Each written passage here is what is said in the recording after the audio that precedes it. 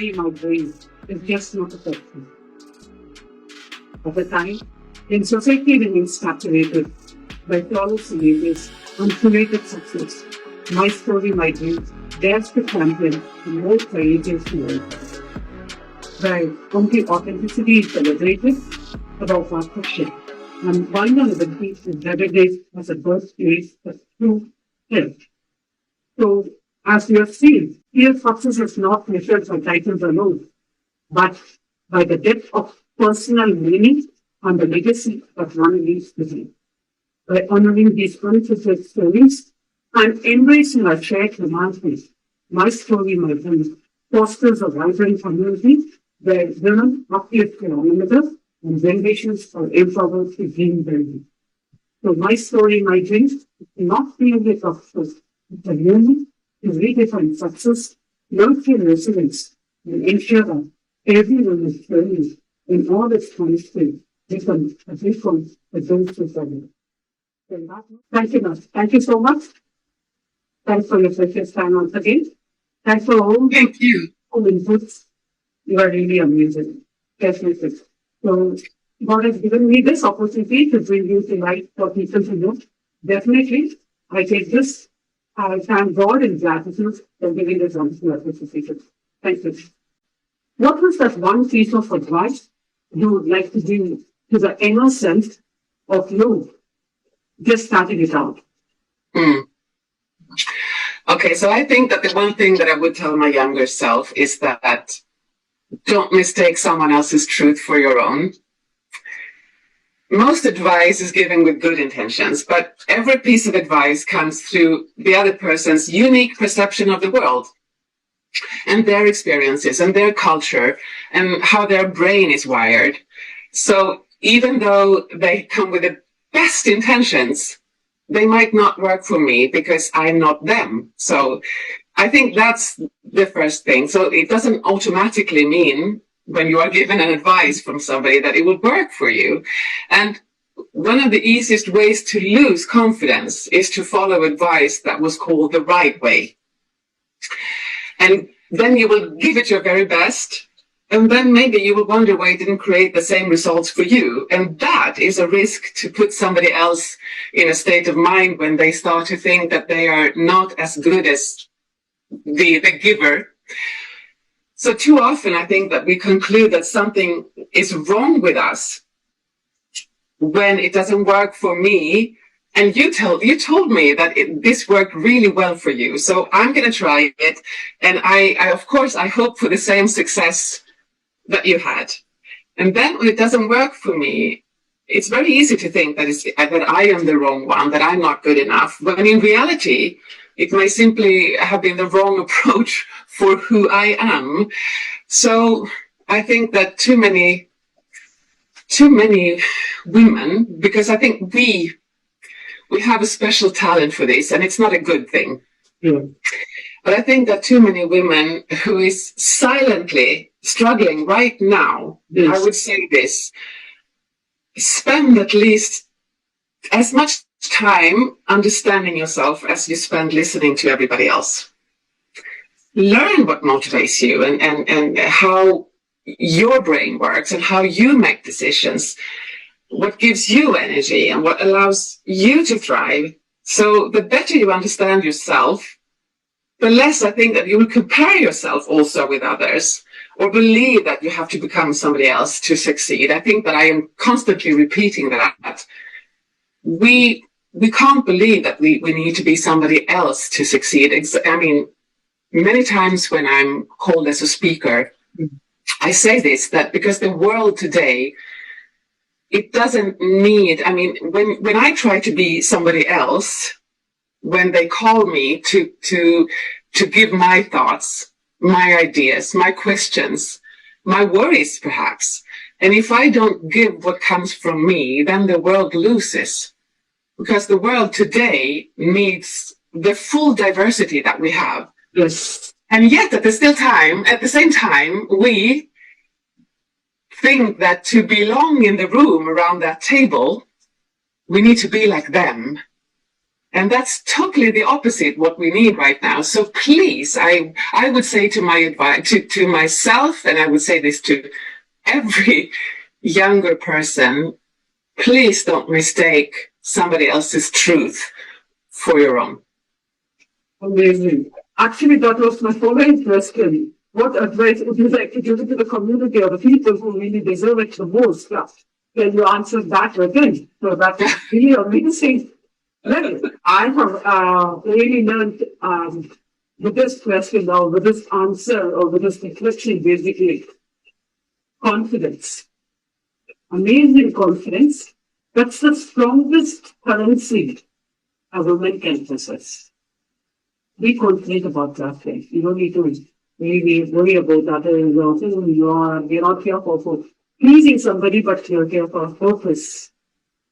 So that, and I think that we need to really put the importance that every time that happens, that I think that I need to be somebody else or I need to try to fit in, the world loses. And I mean, that's a serious thing today. So every time I do that, this is kind of rough, but I actually steal something from the world. I steal exactly what the world needs. When I don't bring my own thoughts, when I don't bring my own worries, when I don't bring my questions, it could be half-done ideas. They don't even have to be finished, they don't even have to be thought through every time. But I need to bring what comes through my mind, because that diversity around that table, that will bring the solutions that we need. definitely. So being a woman who knows her world and who's unstoppable, I do dedicate this simple saying for you. Every empowered woman becomes a beacon of hope for another. Thank you. Thank you so much.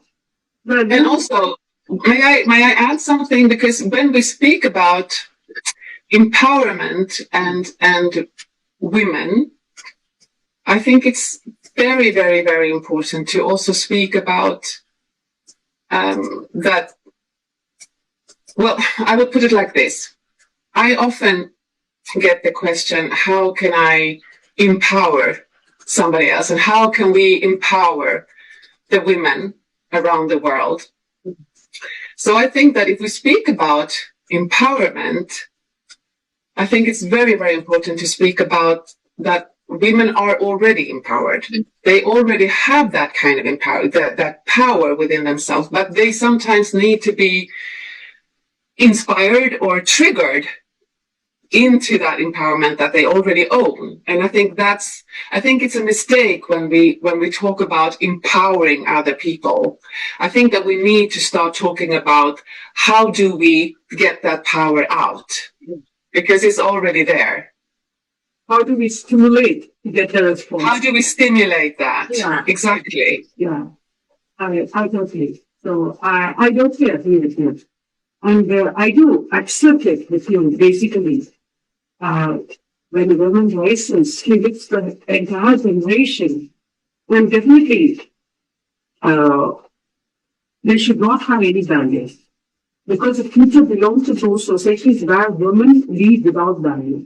So they should not wait for any kind of apprehension to come out or any kind of misconception that they have in them, the thoughts which are stopping them. So these kind of things we can be avoided. And definitely, I think we should think about these things. Right. So when it comes to the exactly, one thing if allow me to add in that is that what really creates ways for a sustainable society. When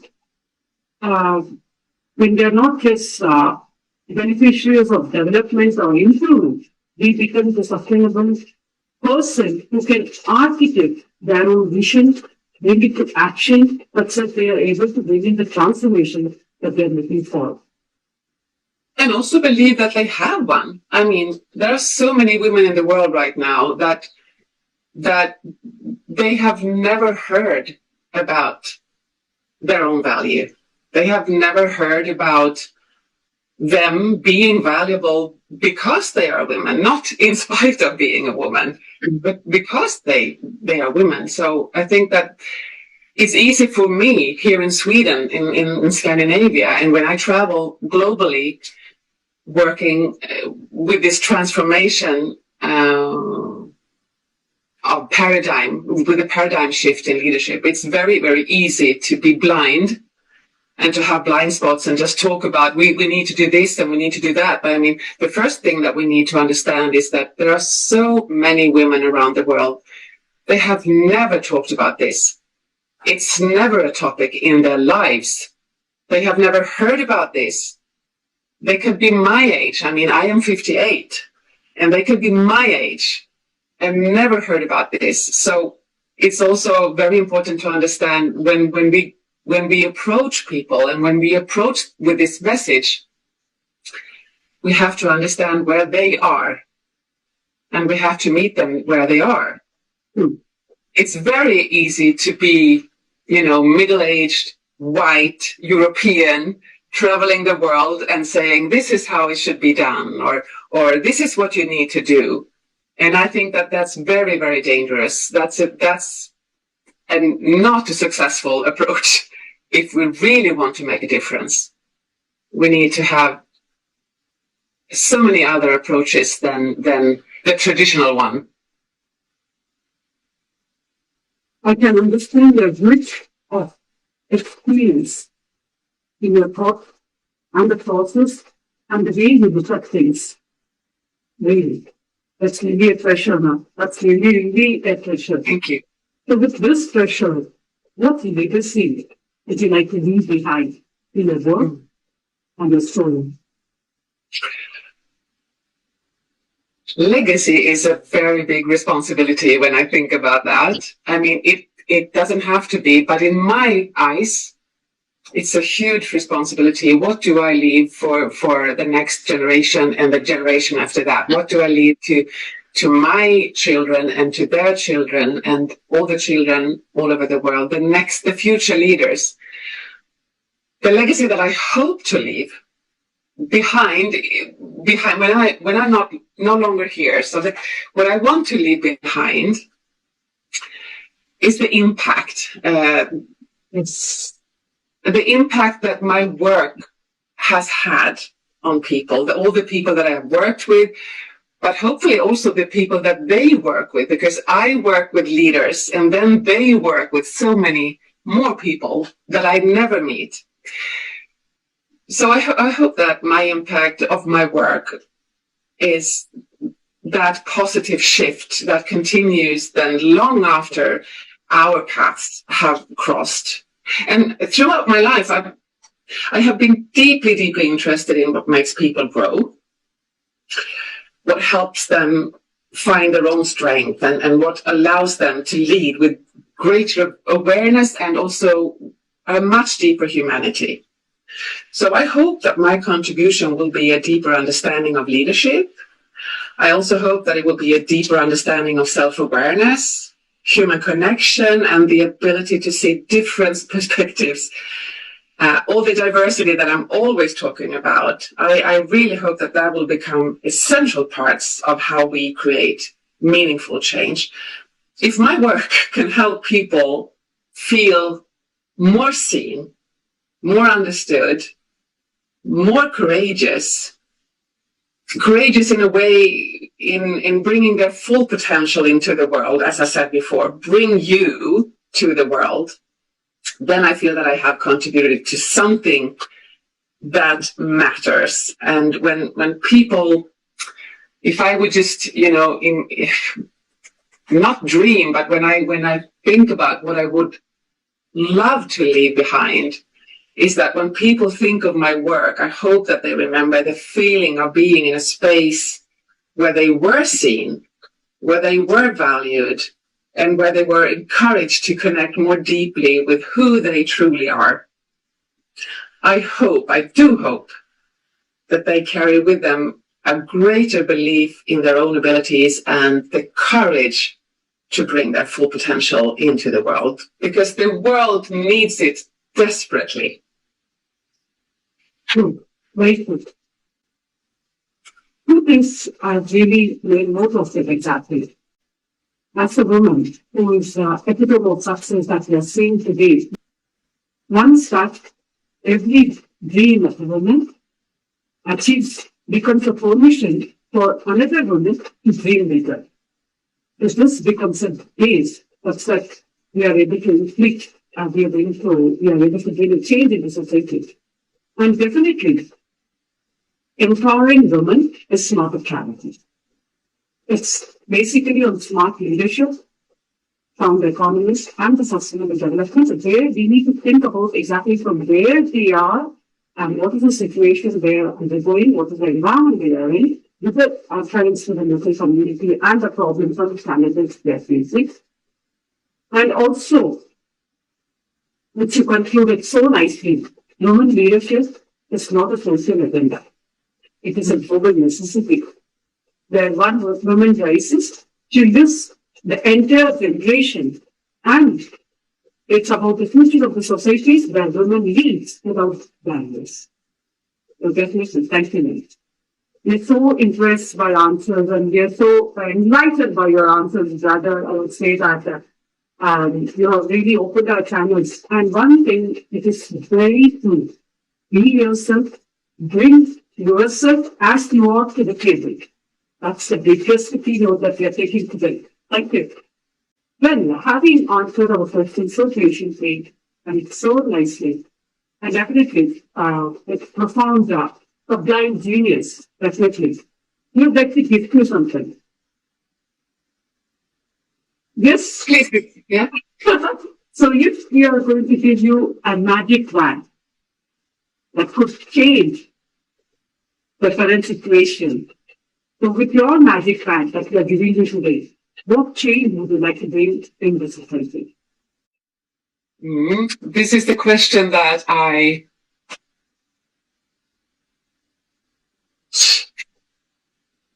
magic wand would be, of course, magical.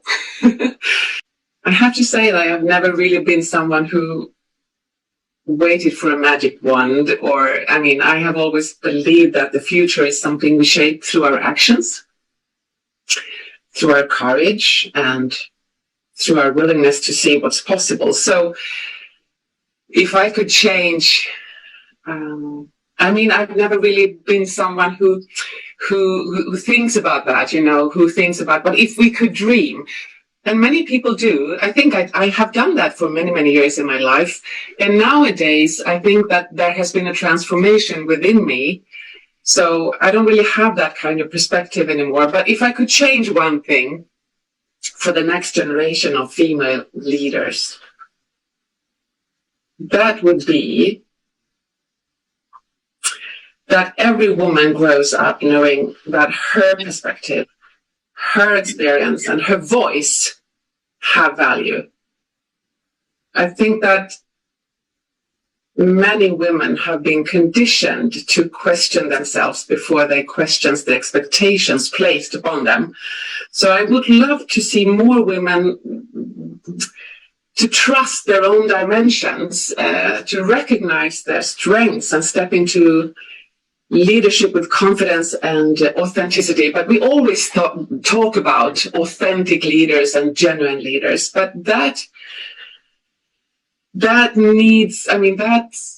asks for people that can embody that. And to be able to do that, it takes a lot of work to go there. So I think that the direction would be the first step is to believe.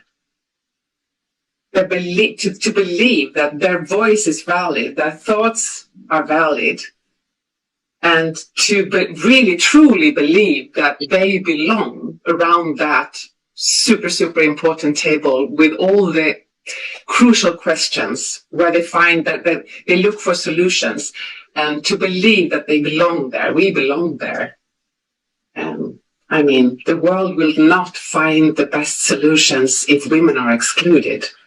So we need to start believing in that. So I think that, that's the work I do today is part of making that shift happen. I believe that leadership evolves when we deepen our understanding of ourselves and each other. And it's not just understanding myself, it's also understanding the other person and also to understand the gap between us. I very often talk about I am not you and you are not me, and that is better than great. I mean, that is so much more than good.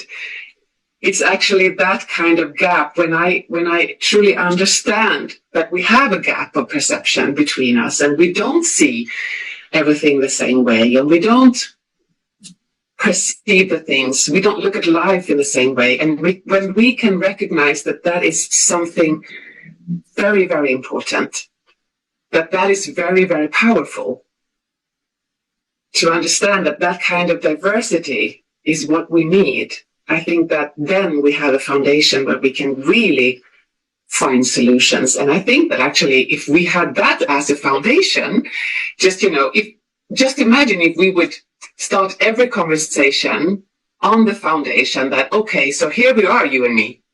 And I am not you and you are not me. So I have to be very curious about what do you see here. And my mission and my task is not to convince you about what I see. It's actually the other way around. My mission is to try to understand what am I missing here, because I cannot see what you can see. So please add to me. Add your perspectives to me so I can broaden my perspectives. And when we start every conversation on that foundation, I think that so many things would actually just, there would be so many things figured out in a natural way. The basic change that you would like to envision is that be yourself, bring yourself to the table, whoever it is, that's what you are looking for. And the change will happen because it's very important to be yourself and emphasis on your thought process. Because as a person, you don't believe in dreams, but you believe in your reality. You don't paint your dreams, but you paint your own reality. So why? Because your voice belongs here. So you bring your whole self to the table, and your ideas, your values, and your very presence and the purpose will be justified with your dream, will be connected to the dream that you're talking about, the change that you're talking about. And you don't wait for the seat. You don't nod for the seat. Now you demand your seat. Bring yourself to the table and make your presence, the whole presence, count. Yeah. The world doesn't need another copy. So you just be yourself with your own perspective, which is your inner power. Bring yourself to the table so that you are there to lead. You don't need a permission to lead by being somebody. Being you, you will be able to lead not just as a guest, but as a leader. And what you said just now actually reminds me of something. I remember a few years ago when I was in London working, there was a bus passing me, and there was a commercial on that bus that said that it was talking about when I grow up, I want you to be proud of me, and that's why I'm doing this. I don't remember exactly the theme, but it was about when I grow up, you can be proud of me. And I was thinking that I think it's the other way around. It's not when you grow up and you perform something. That's not growth mindset. If we talk about growth mindset, for example, how do we teach young people to understand that it's not the performance that is the reason to be proud of? It's who you are, who you act, how you make people feel when they have met you.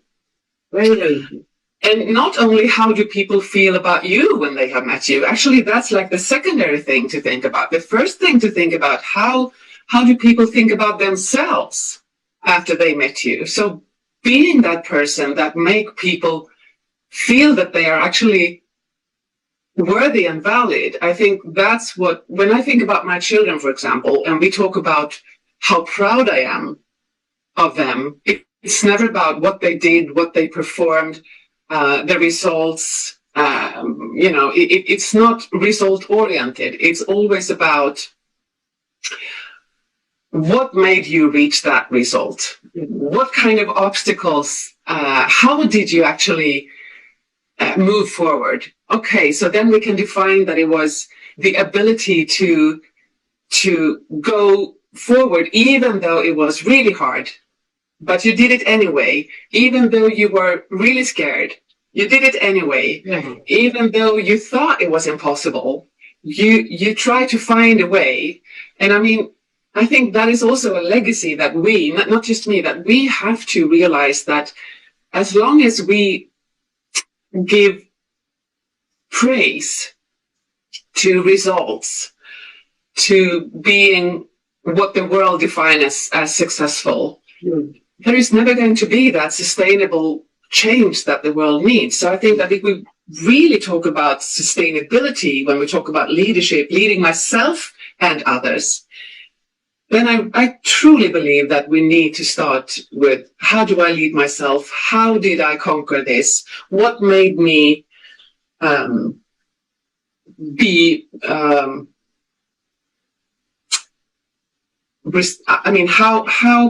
do we create resilience? So when somebody is very resilient after working and trying very hard and then finally succeeding, then instead of giving praise to, oh, now you finally succeeded, wow, and we always talk about that success, instead of asking all the questions, how did you do that? How did you manage to do this? What made you actually survive that really hard situation? And I think that is also part of what we are talking about, the sustainable leadership, to build a sustainable world. To build sustainable leadership also includes that foundation of understanding that I need to bring me and you need to bring you. And how can we build resilience here? Well, a huge part of building resilience is actually praising that we are different. And not only say that we accept that or we tolerate that, but genuinely, authentically say that we appreciate it. It's a completely different level of leadership when you reach that level. Make people safe, bring their thoughts. What a profound thought. Indeed, definitely. So never underestimate the power of showing up yourself, your authentic self. That's what you mean. So we do believe in you, in your words, definitely. Bring yourself to the table, and the future is shaped by those who show up, not that an image or a medal of you. Thank you, ma'am. Thank you. So, and to be able to show up, I think that we need, but we need to understand that to be able to show up, there are a lot of steps how we can support that journey. So, well, that was a very impactful interview, definitely. So, having answered these questions so well, we would like to know from you, what's your next big dream? What is what? Sorry? Your next big dream. Oh, I don't think that I have a next big dream. I think that I am continuously living my dream, and that dream will continuously keep on evolving, reaching more people, working with more leaders that could have a better impact, a more profound, deeper impact, more positive influence. So I think that I truly believe that I am very, very divinely guided on my journey and my mission and my path. So waiting for my next dream or looking forward to my next dream, that's not really the way I work. So I am here and I am now, and I am very, very convinced that I will be guided to whomever I'm supposed to guide on their journey. And on that journey, together with that person, I will learn even more.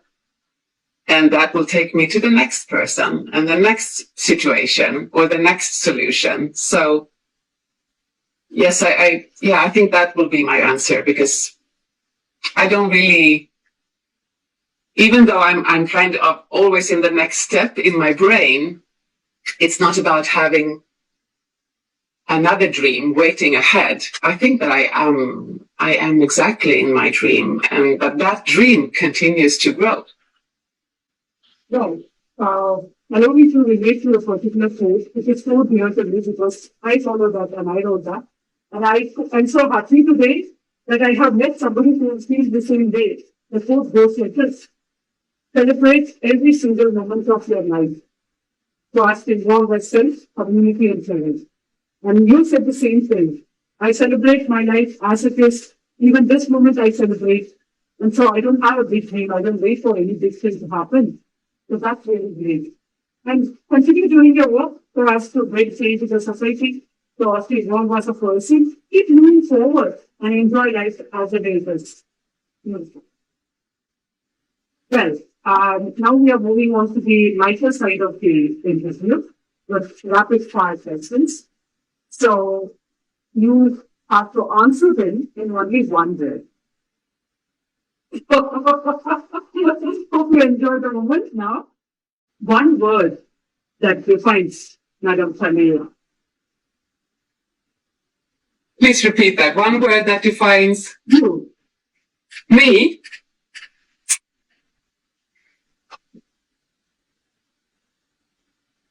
Becoming. Becoming. Oh, it's a process, it's ongoing process. I like the philosophy behind that anyway. What is that really influenced you? The fear of a task or the faith of winning it?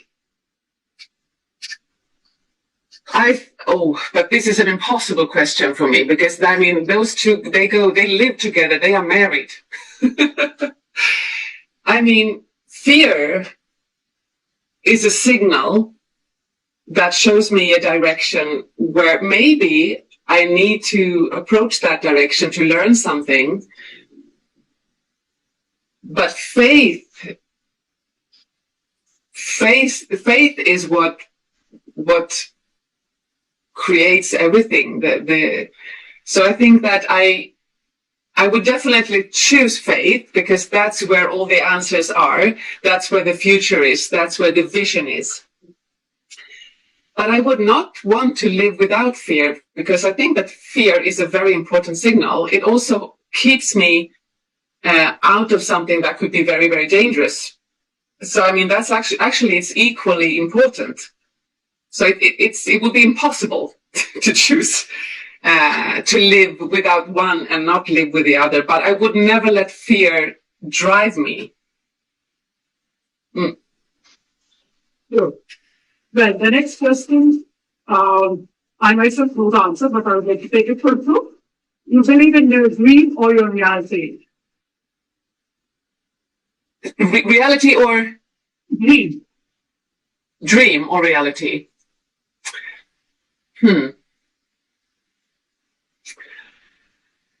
I think that, again, dream is the space where you have all these imagination, and there are so many answers being unfolded yet there. But I think that dreams is also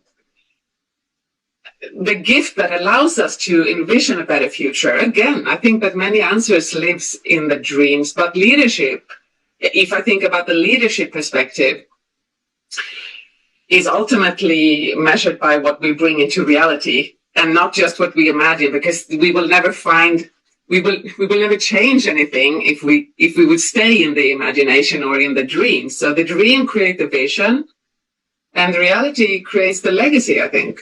So we need both, again, sorry. But if I would choose one, I would choose reality, because that's where dreams actually becomes real. I do agree with you. So, what's that one habit of yours that changed your life? Any simple habit that you can take that has really brought a change in your life, and you would like to share it with all of us? One habit that has really changed my life is taking a moment when I wake up before doing anything else And then I do a very powerful morning meditation to align myself and to feel that I'm clear, feel that I'm connected.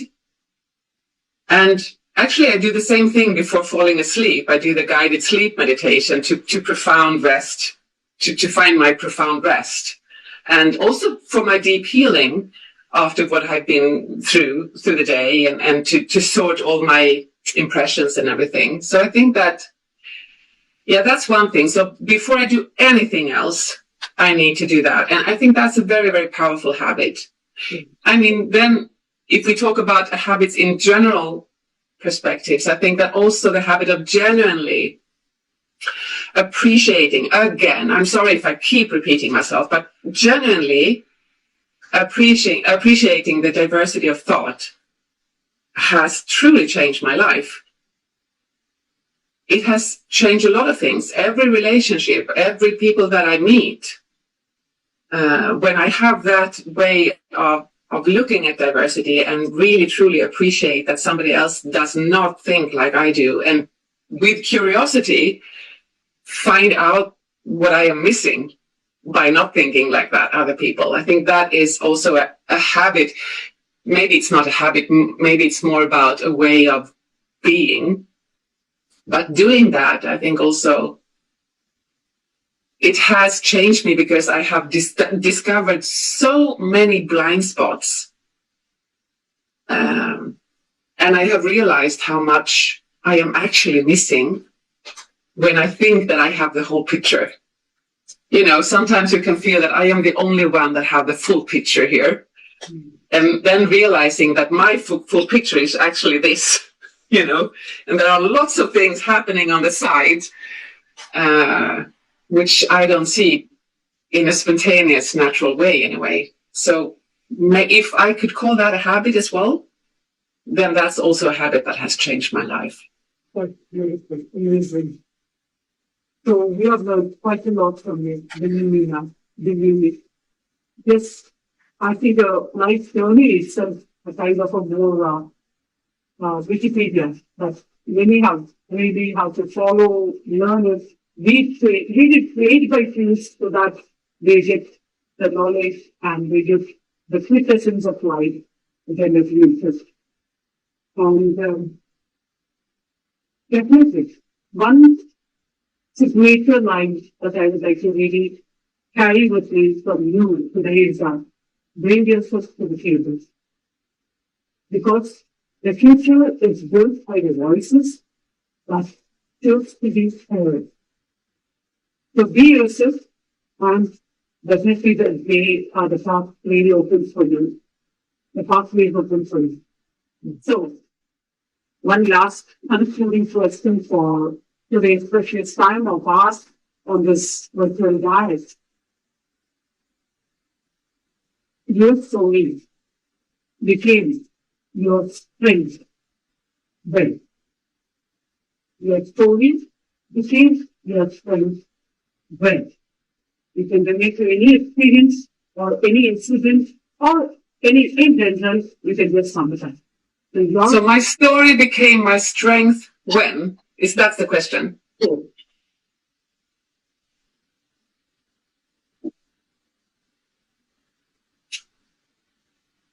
I think that, okay, so that now I'm going to be very personal. My first husband, who is the father of my two grown-up daughters, we divorced, but we stayed very, very close. We had a wonderful relationship, and he was extremely close to me. Even though, I mean, he remarried, I remarried, but we stayed very close. He turned ill. He got a brain tumor, and he died from that. And going through that and other very traumatic situations in my life earlier on, but going through that, losing him, knowing that we would lose him, and at the same time I really, really felt that there will never, ever be any value coming out of this situation. It's completely pointless. Why is this happening, Because normally my brain like instantly asks myself, what can I learn from this? What can I bring with me? And at that moment when he got sick and when we lost him, on this earth anyway, with distance and with a lot of work, step by step, there were other values coming out of that situation, values that I would have never ever dreamed of discovering. But I learned so many things about myself. I learned so many things about the world, about other people, about my daughters, about how resilient I actually am, how strong I actually am when I'm needed to be strong. And I think that situation, with some time though, it took some years for me to realize this. But today, there are so many things that I do in my work that actually came from me trying to honoring his life. So that was a huge price to pay for the lesson learned. And of course, I would prefer not to have learned those things, and we would have kept him instead, but that wasn't his life path. But I think that moment when I actually realized that there are, strangely enough, there are values that we losing him actually released strength that I didn't even realize that I had. And knowing that if that's what it takes, I will manage and I will go through this and I will reach the other side and I will see the light. So, after being through that, everything else compared to what happened at that time and what we went through and what I went through as a mother, as his friend, losing him and being able to go through that.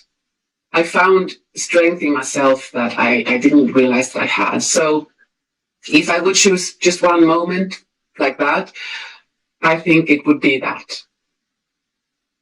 It's inspiring stories around her. Really. Really. We don't know what to say further. I for the resilience that God has given you at that point of time to overcome this obstacle and to face those challenges. I won't say even just face, challenge those challenges that you face. And be yourself. Be yourself as a person without changing or without giving in for any kind of environment that you have been put to. Really amazing. That's why you are able to take forward the whole generation with you, the whole community with you, and you're able to transform lives in so many ways. On every day in and day out, in the name of a job or a profession, or a career, whichever way that you follow. Then, I totally agree with you. Definitely. Your story has become a strength